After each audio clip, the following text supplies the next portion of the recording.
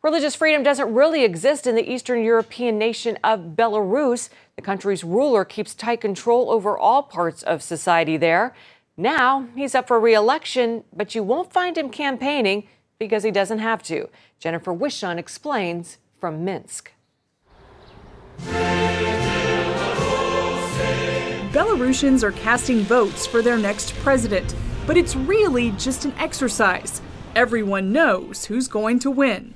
This year marks 21 years since Alexander Lukashenko took power and the fifth presidential election since he drastically rewrote the nation's constitution. He has a history for silencing, even jailing his political opponents.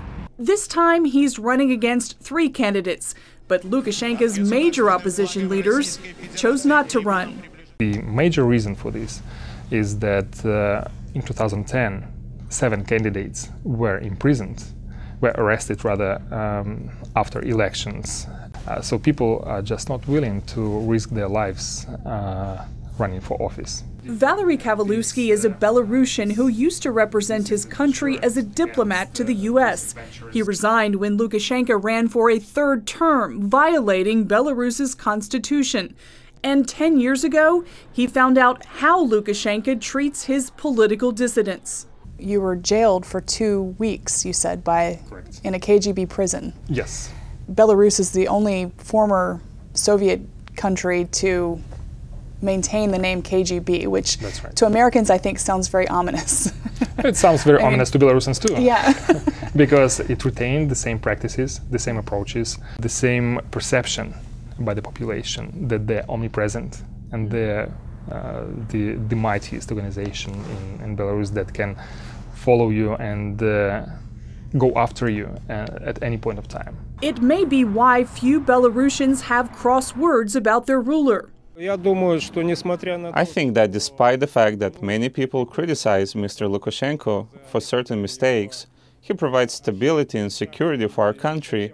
Stability is perhaps Lukashenko's strongest selling point, considering Russia's aggression in neighboring Ukraine, especially now that President Vladimir Putin wants to build a Russian military base in Belarus. We see that Russia uses such bases to occupy countries.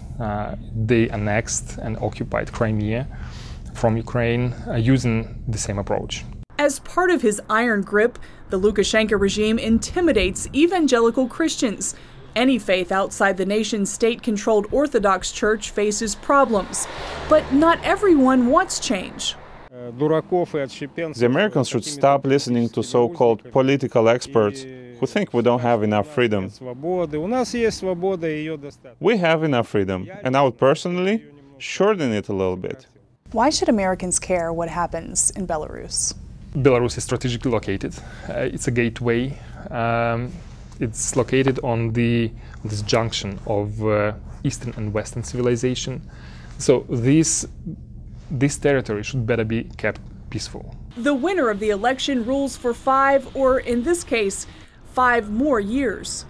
Jennifer Wishon, CBN News, Minsk, Belarus.